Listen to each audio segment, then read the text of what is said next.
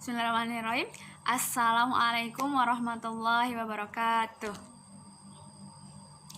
Ya, hari ini pada video ini kita akan belajar tentang kimia kelas 7, bab asam, basa, dan garam. Nah, pada bab ini akan ada di SMA juga, tapi bedanya kita hanya mempelajari dasar-dasarnya saja. Nanti lebih spesifiknya ketika di SMA. Jadi pada video ini kita akan mengetahui apa itu asam, apa itu basa, dan apa itu garam. Nah, selanjutnya mari kita perhatikan gambar berikut. Ini merupakan gambar dari jeruk, buah jeruk. Nah, buah jeruk itu rasanya adalah masam. Nah, ini merupakan salah satu contoh dari asam. Karena di dalam jeruk itu memang ada asamnya, asam sitrat, makanya dia rasanya masam. Kemudian yang kedua di sini ada milanta. Milanta ini merupakan salah satu obat mah. Nah, obat mah ini dia sifatnya adalah basa. Karena ketika lambung memproduksi asam klorida berlebih, nah itu akan berbahaya bagi tubuh kita. Kemudian obat mah ini akan menetralkan kelebihan dari si asam klorida yang dihasilkan oleh lambung. Kemudian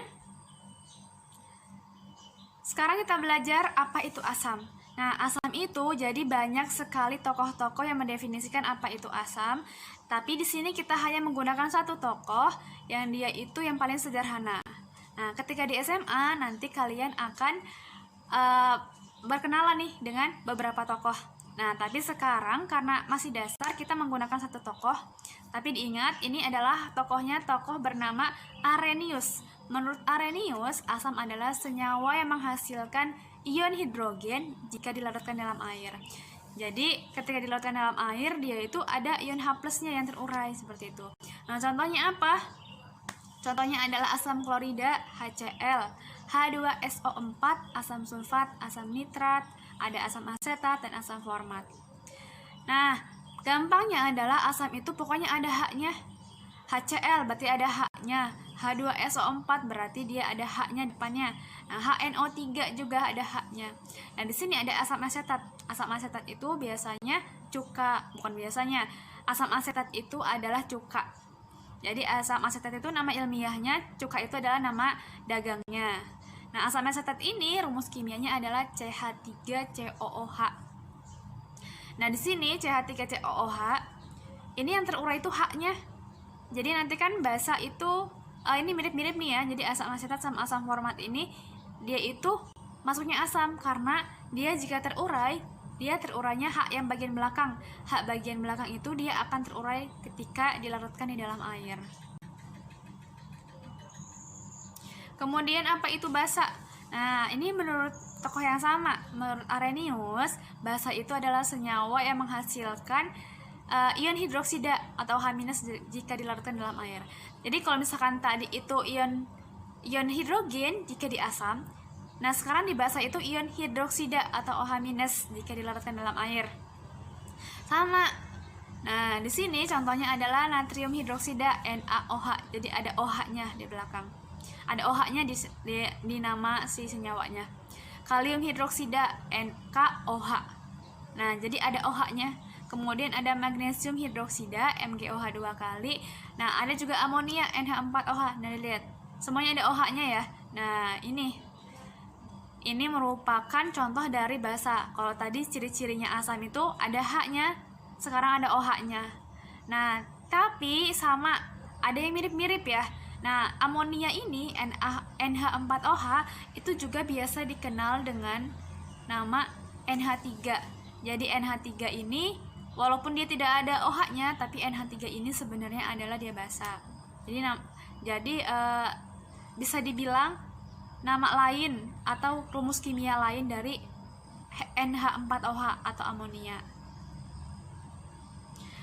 Jika kita sudah belajar tentang asam, basa, kemudian kita masuk ke bagian garam. Jadi kalau misalkan itu bukan asam, bukan basa, berarti dia masuk ke garam. Nah, garam itu apa? Garam itu adalah senyawa yang terbentuk dari reaksi asam dan basa. Jadi, misalnya ada asam sama basa, nah itu akan bereaksi dan menghasilkan garam. Nah, contohnya adalah di sini ada HCl. HCl dia itu asam ya. Asam ditambah dengan NaOH, dia itu basa. Maka dia itu akan menghasilkan NaCl, yaitu garam dapur. Nah, ini juga termasuk garam. Dan ditambah H2O. Nah, jadi NaCl ini adalah garam dapur. Nah, garam dapur ini dia itu merupakan salah satu contoh dari garam dalam kimia ya. Nah, jadi garam dapur itu merupakan salah satu contoh dari garam. Jadi masih banyak senyawa-senyawa lain yang dia itu masuk ke dalam garam. Nah, contohnya apa? Apa saja? Nah, ini contohnya ada 3. Yang pertama itu natrium klorida, NaCl, garam dapur, kalium nitrat, KNO3, magnesium sulfat, MgSO4, dan masih banyak lagi. Nah, tadi kita ulang ya. Jadi kalau misalkan asam itu, dia itu ciri-cirinya ada H-nya, kecuali cuka dan asam format. Yang kedua, dia itu basa. Basa itu contohnya adalah ada OH-OH-nya, kecuali apa? NH3 atau amonia. Nah, kalau bukan asam, kalau bukan basa, berarti dia masuk ke dalam garam. Jadi pencampuran antara asam dan basa. Nah, sekarang kita tahu nih, tadi contoh-contohnya tahu ya. Nah, sebenarnya dari contoh-contoh itu tuh kita bisa mengetahui sifat-sifatnya. Sebenarnya sifat-sifatnya apa saja sih? Nah, yang pertama asam. Yang pertama itu asam, rasanya masam. Tadi contohnya jeruk ya. Nah, yang kedua dia menghasilkan ion H+ di dalam air. Sudah kita bahas sebelumnya. Kemudian 3 sifatnya korosif, merusak. Jadi asam itu ada asam kuat dan asam lemah. Nah, asam kuat ini jika terkena kulit kita, maka kulit kita ini akan iritasi. Nah, jadi hati-hati ketika kalian berada di lab, itu kalian harus hati-hati karena bahaya jika tersenggol itu kena kulit teman kita atau kulit kita, itu bahaya sekali. Itu akan iritasi. Nah, kalau sudah seperti itu, ya udah dikasih air yang banyak, tapi mungkin tidak semulus yang di awal ya. Nah, kemudian asam itu merubah warna lakmus menjadi merah. Jadi lakmus itu merupakan salah satu indikator.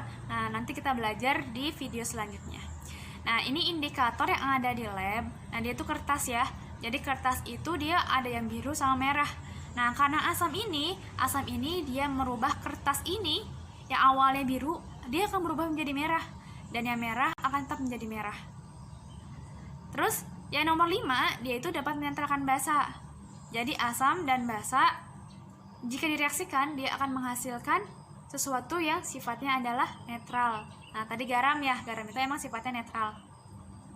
Kemudian yang ke-6, dapat menghantarkan arus listrik atau nama lainnya elektrolit. Nah, misal nih ada larutan. Di sini ada larutan nih, anggaplah ini gelas. Kemudian kita masukkan dua paku, tapi tidak saling terhubung. Nah, kemudian di kepala paku ini kita masing-masing taruh kabel. Nah, ujung kabelnya ini kita kasih lampu ya, lampu. Nah, karena ini merupakan larutan elektrolit. Nah, di sini misalkan larutannya itu adalah larutan asam kuat. Nah, dia itu walaupun ujungnya itu tidak terhubung, tapi karena larutannya itu sifatnya elektrolit, maka dia itu akan menyebabkan lampu menyala. Nah, itu merupakan itu salah satu sifat dari asam. Kemudian di sini basa. Basa itu kalau tadi asam sifatnya rasanya masam, sekarang basa itu rasanya pahit. Misalnya contoh basa itu kan sabun. Sabun kalau kita jilat rasanya pahit. Nah, kemudian jika ditaruh di kulit kita, dia akan licin ya, licin. Kemudian yang ketiga, menghasilkan ion OH- di dalam air. Tadi itu sudah bahas ya di pengertian. Kemudian yang nomor 4 juga sama, dia bersifat merusak. Nah, jadi kalau misalkan asam itu sama-sama sifatnya merusak ya. Kalau misalkan dia kuat. Kalau asam itu nama lain merusaknya itu dia korosif. Kalau misalkan basa itu istilah lainnya kaustik. Kemudian nomor 5, mengubah warna lakmus menjadi biru. Kalau tadi asam itu merah, sekarang basa itu biru. Jadi ingat-ingat, asam merah, amer, asam merah, basa biru, babir, asam merah, basa biru. Diingat-ingat ya. Nah, kemudian yang keenam, dapat menetralkan asam. Nah, ini saling menetralkan yang asam dan basa dalam jumlah tertentu. Kemudian nomor 7 juga sama, dapat menghantarkan arus listrik. Sama, yang penting dia itu tidak netral ya. Kalau netral ya berarti dia tidak menghantarkan arus listrik kayak gitu. Itu perbedaan asam dan basa. Nah, di sini dilihat dari tingkat keasamannya. Nah, jadi tingkat keasaman itu dapat diukur nih. Nanti ada ukurannya, pengukurannya. Nah, ini menggunakan skala nih. Skala dari 1 sampai 14. Nah, yang netral itu di angka 7. Nah, angka 7 itu kan netral nih. Angka 7 itu netral, kemudian semakin ke kiri dia itu tingkat keasamannya meningkat. Dan semakin ke kanan dia tingkat basanya meningkat. Jadi misalnya kita ambil yang kiri dulu ya, dari 1 sampai 7. Nah, semakin ke 1 dia itu asamnya semakin kuat. Tapi kalau misalkan sudah mendekati 7, misalkan angka 5, dia itu asamnya lemah. Nah, terus yang bagian kanan kita ambil dari 7 sampai 14. Nah, jika dia semakin ke kanan, misalkan dia 14, maka dia itu basanya sifatnya kuat. Semakin mendekati 7, misalnya 9, dia itu basanya basa lemah. Dia pokoknya semakin mendekati yang tengah berarti dia itu lemah. Oke, baik anak-anak, itulah pembelajaran kita hari ini. Ustazah tutupkan sekian. Assalamualaikum warahmatullahi wabarakatuh.